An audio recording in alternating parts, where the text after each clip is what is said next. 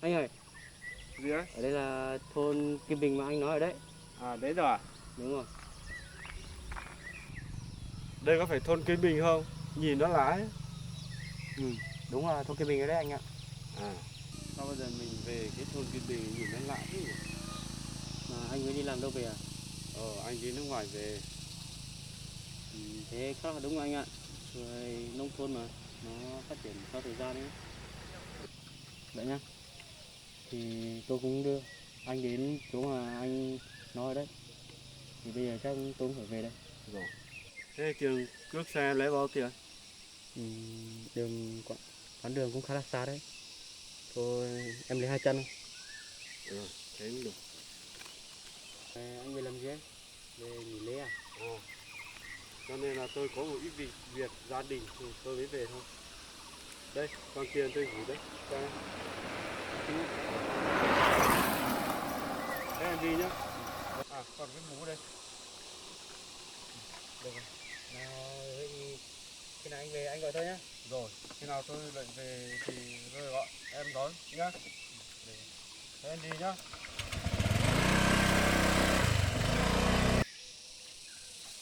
Mình đi được có 3 năm mà nhìn nó khác thế nhỉ. Bây giờ mình phải đi xem Dương nó ở chỗ nào đó.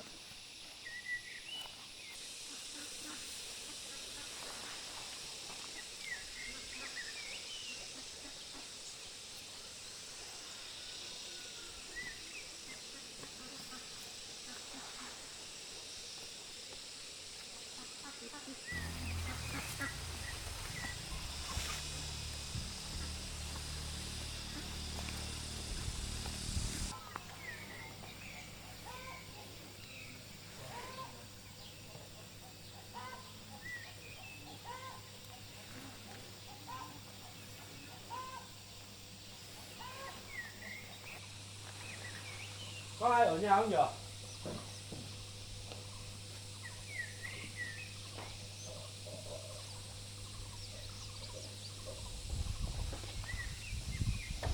Hôm nay bảo đi trốn nợ rồi mà tại sao lại về đây nhỉ?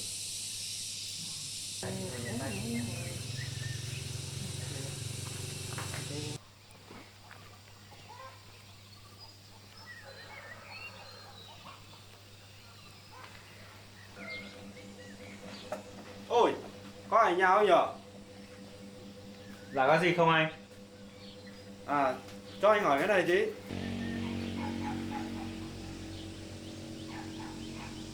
Anh có biết những người này không? Để tôi xem nào. Người này tôi có biết đấy. Mình hiện tại nó đang sau đâu? Nó sống ở trên kia. À, nó là nhà bên kia à? Đúng rồi. Mà anh tìm cậu ấy làm gì? Đấy là con của tôi. Cho nên là tôi đi nước ngoài được mấy năm nay tôi về tìm xem nó ở đâu. Ờ, Vậy thì cậu ấy nhà ở trên kia. Nhớ là con của anh thì anh cứ đi theo cái đèo này lên trên kia là khắc thấy đấy. À, nó ngay chân đèo kia à? Vâng, đúng rồi. Rồi, thế tôi cảm ơn nhé. Ừ.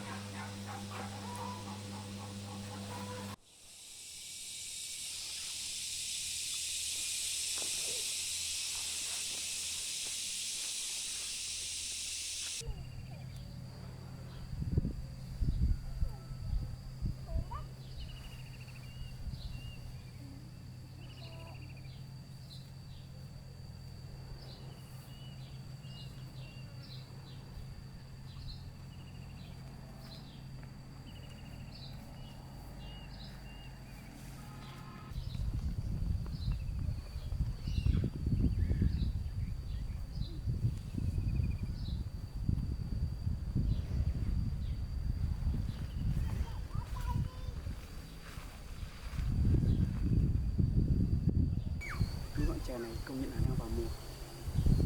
Nhìn úp nó to và đẹp thật đấy.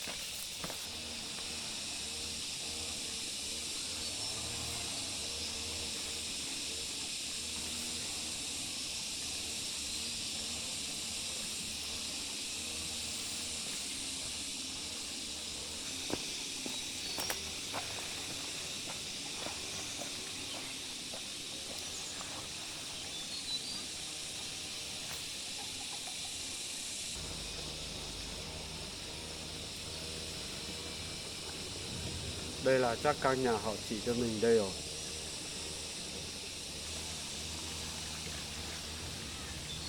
Không lẽ là con trai mình nó sống ở đây sao ấy.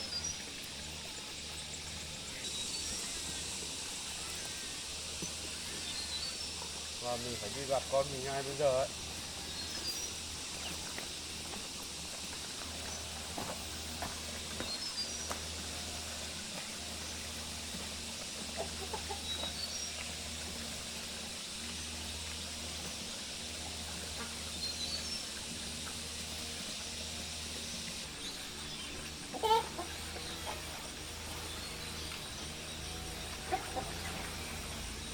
Có ai ở nhà không?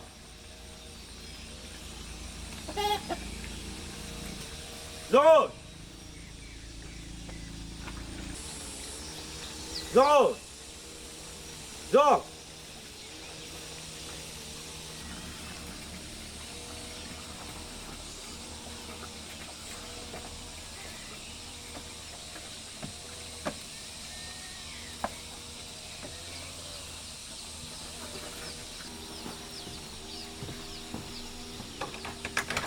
Con này nó có cửa đi rồi này.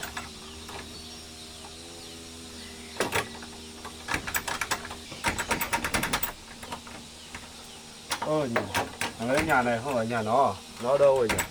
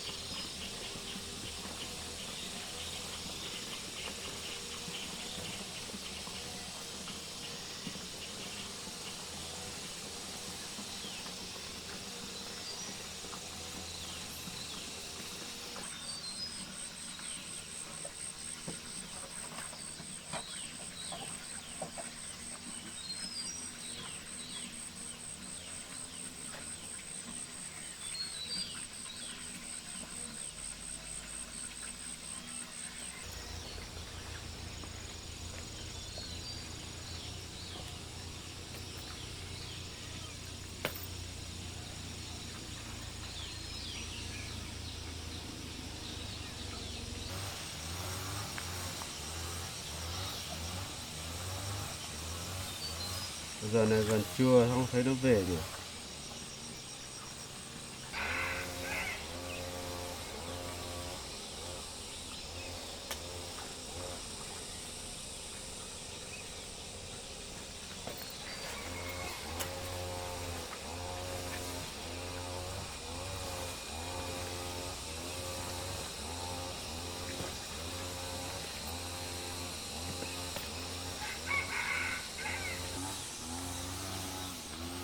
Đây là có một chiếc xe đạp là nó gửi thư cho mình là nó mua được một chiếc xe đạp. Chắc chắn là nhà nó là nhà này rồi.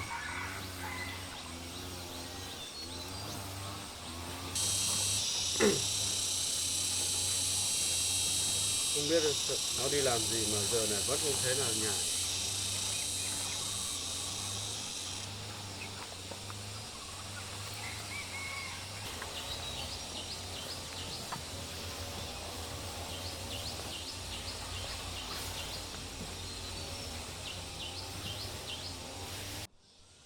Sau này con thì sống cũng được, con không cần ai thương hại. Một ngày nào đó con sẽ rời khỏi căn nhà này, nên là bố cứ yên tâm. Vì là bố lo cho con thôi à?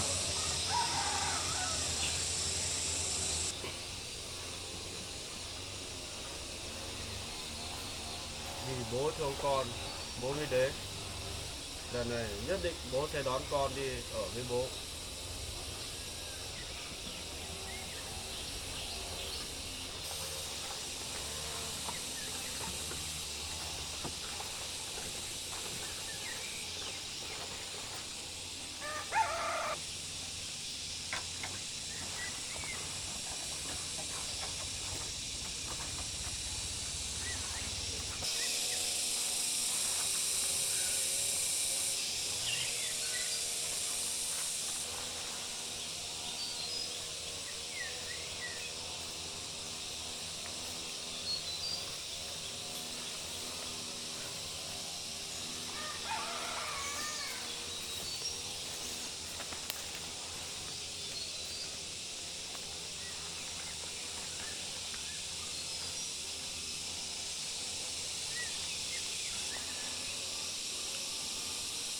Ai lại ở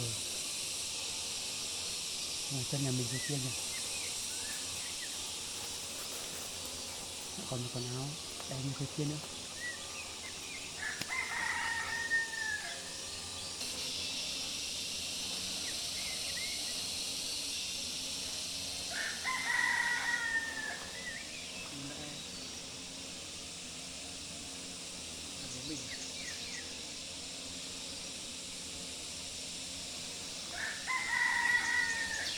Con quay lại đây thì mình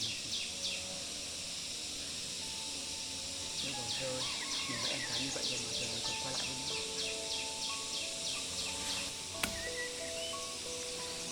Thôi được, mình không thể về nhà ngay lúc này được.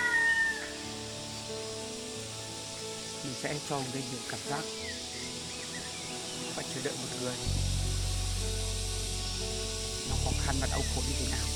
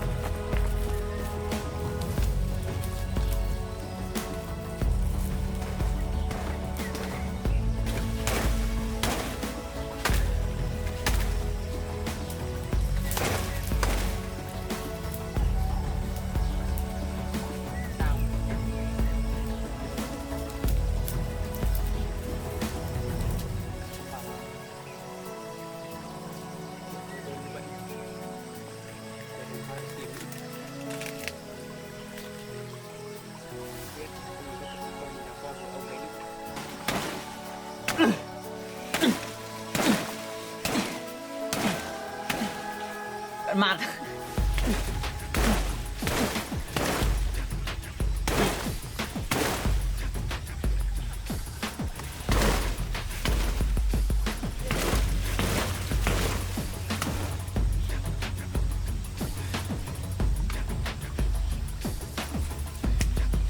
Sao như vậy?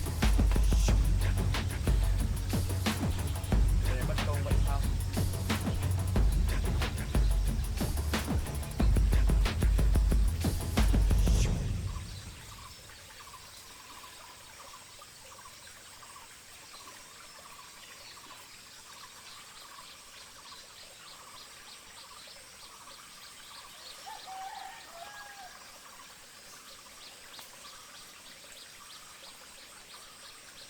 Không biết là như vậy mà. Nhưng mà thật sự con đã chờ đợi bố rất là lâu rồi. Tại sao đến tận hôm nay bố mới về đây?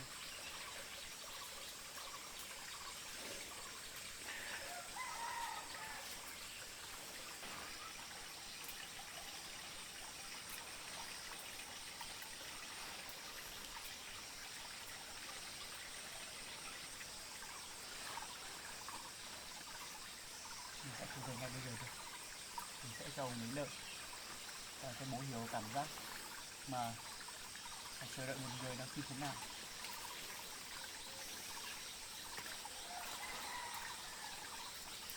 Thật sự nó đợi bố rất lâu rồi bố ạ. Sao bố lại nhiệt tâm đối xử với con và Nga như vậy?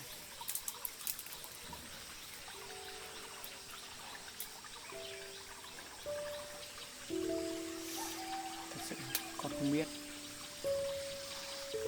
phải làm sao nữa đây.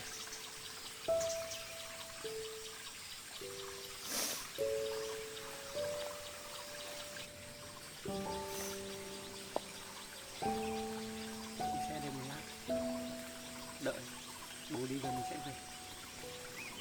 Bây giờ thật sự mình chưa được căn đảm để gặp lại.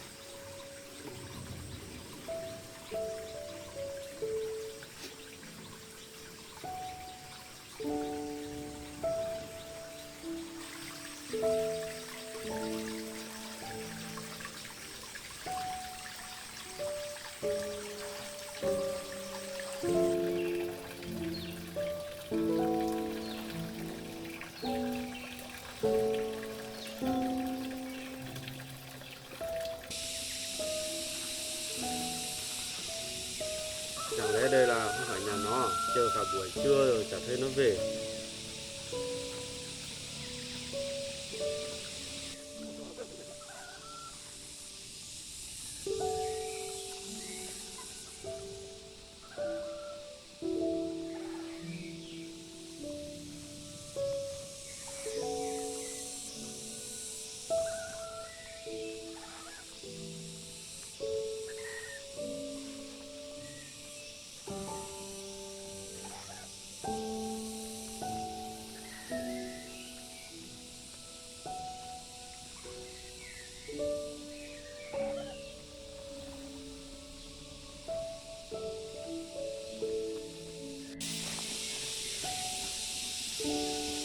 Thôi, nào nào mình cứ mất công lên đây chờ trưa chả thấy nó về thì khả năng là mình viết một lá thư mình bỏ đây mà đi. Cái viết bỏ đây. Nếu mà phải nhà nó thì nó về nó nhìn nó sẽ biết là mình đấy.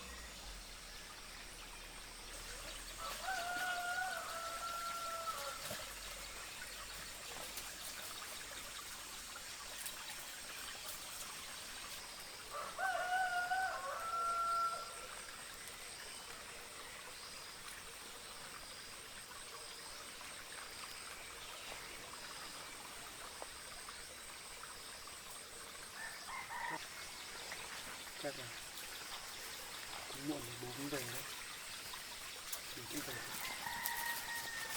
Làm sao chè nữa, không sợ chè hết.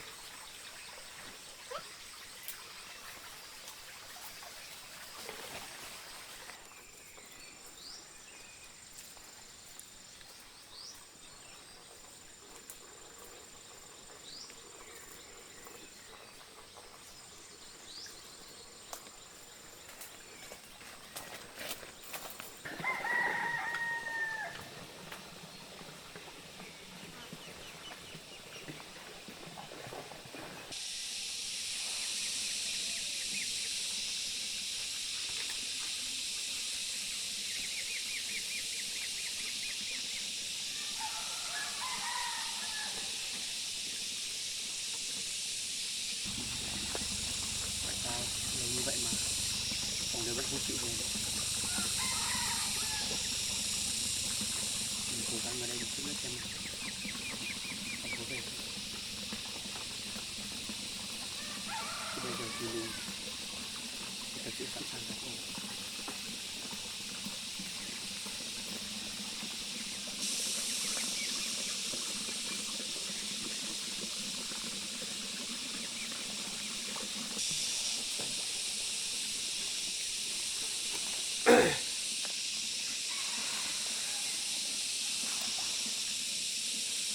Khả năng là giờ này cũng trưa rồi, chả thấy nó về. Chắc là mình viết được lá thư này mình bỏ đây cho nó.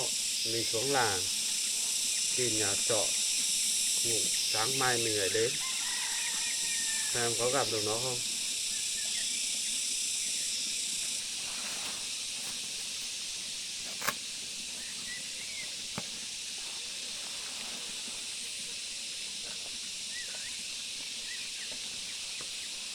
Không biết ông ấy còn làm gì nữa mà lâu như vậy. Cuộc sống thì không chịu đi được. Mình sẽ đợi bố đi rồi mình về đến sau.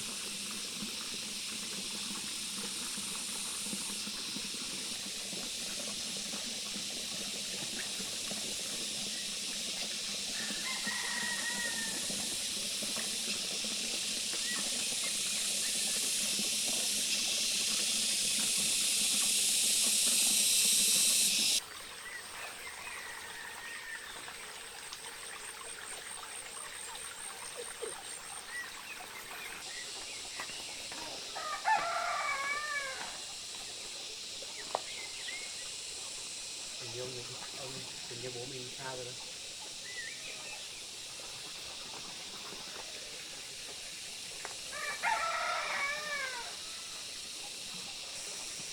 Sao ở đây lại có một bức thư? Có lẽ là bố để lại cho mình.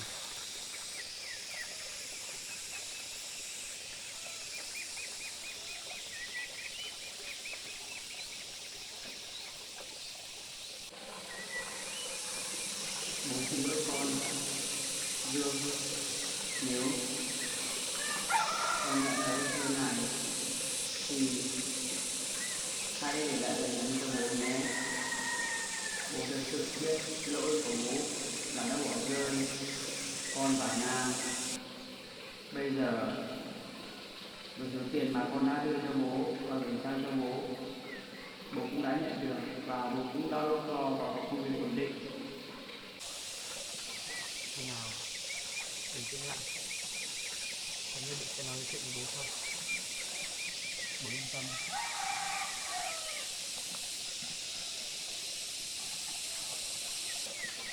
Khi nào bình tĩnh lại, con nhất định sẽ nói chuyện với bố sau. Bố yên tâm.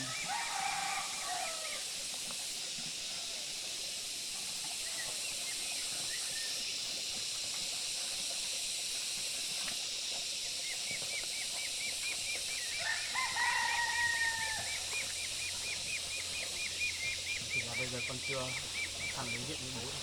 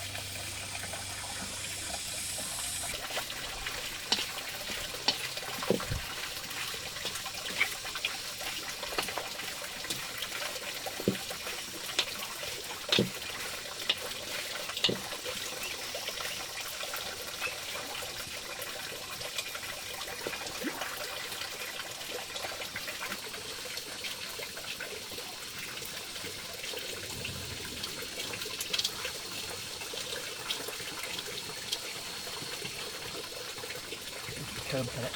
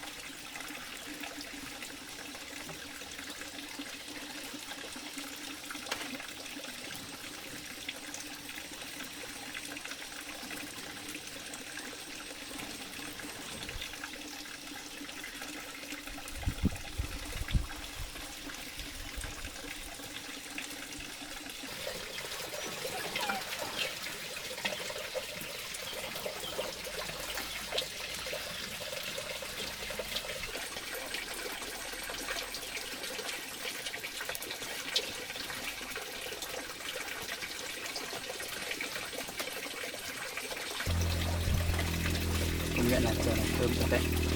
Lần sau mình sẽ phải hái thật là nhiều để nấu xong thì mang đi xuống dưới chợ cái bán cho mọi người. Xào nhưng mà cảm nhận được vị thơm của nó.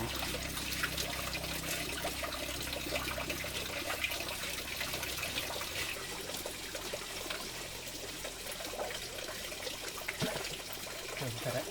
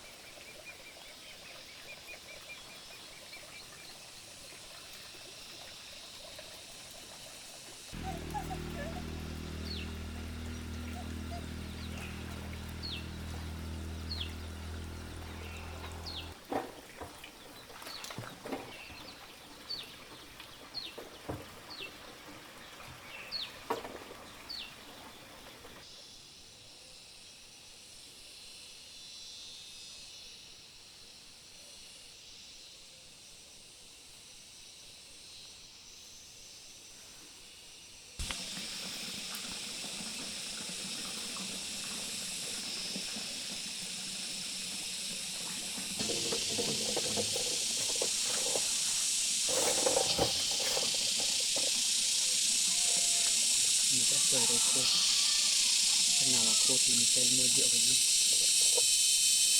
Đây là sẽ tô thắm. Thơm thật.